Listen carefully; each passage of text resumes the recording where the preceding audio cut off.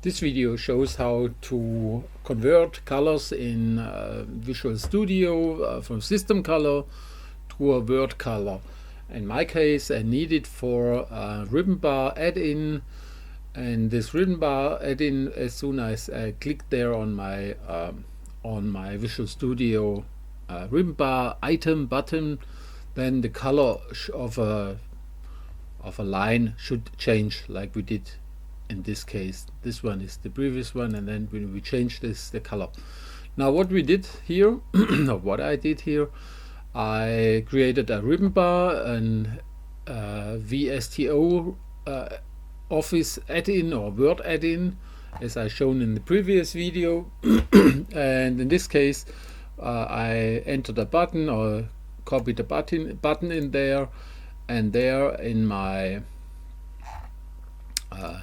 click event, I had to do the following. First, I created the stuff, the behavior with a macro recording. The macro recording in my Visual Studio was like this.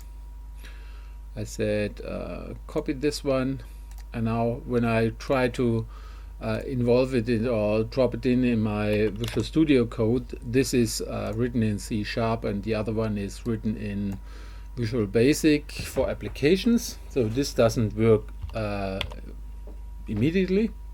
So we have I had to change it.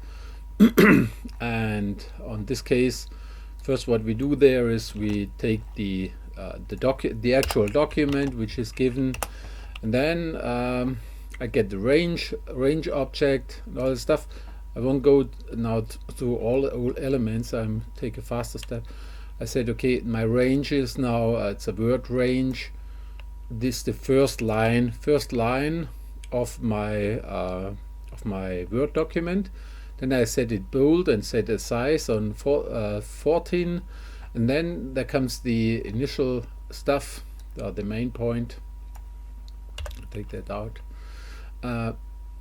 Then we have to say, okay, the font color. The font color, as you see there, it's a Word WD color, so it's a Word color, Office color. This is not the same like a System color, because it's translated from Word to Visual Studio and C#.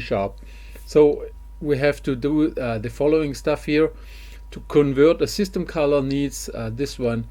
You get a red color, and you have to add the value of a hex value of the green value, and from the blue also the hex value.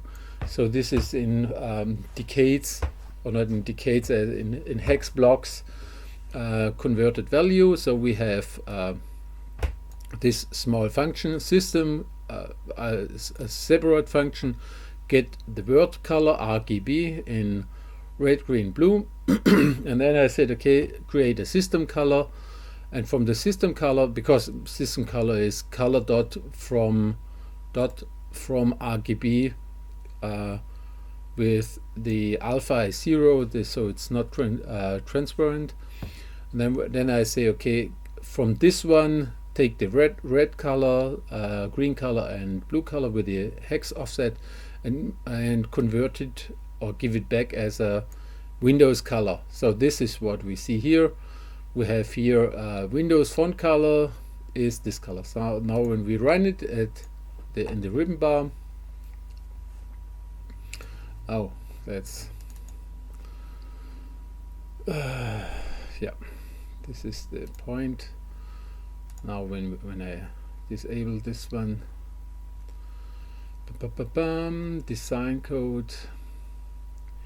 Now what's happening here is I go to the code,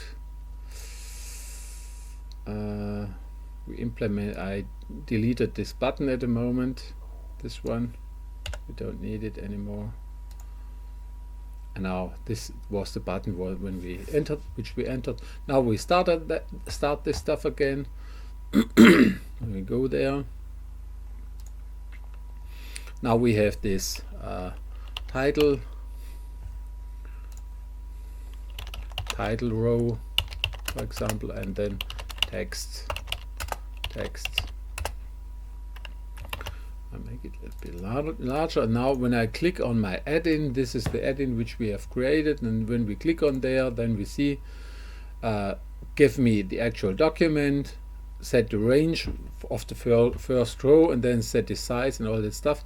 And now we go to the RGB. The RGB is red value 0, 112 and 192. No, go on like this. Now it calculates through, and now how do we know those values? Those values, that's quite easy. When you go to Ribbonbar to start, and then you go to the text, you will see other colors, and then you see these RGB values of your color. So that's converting Windows color, Word color to System color to Word color.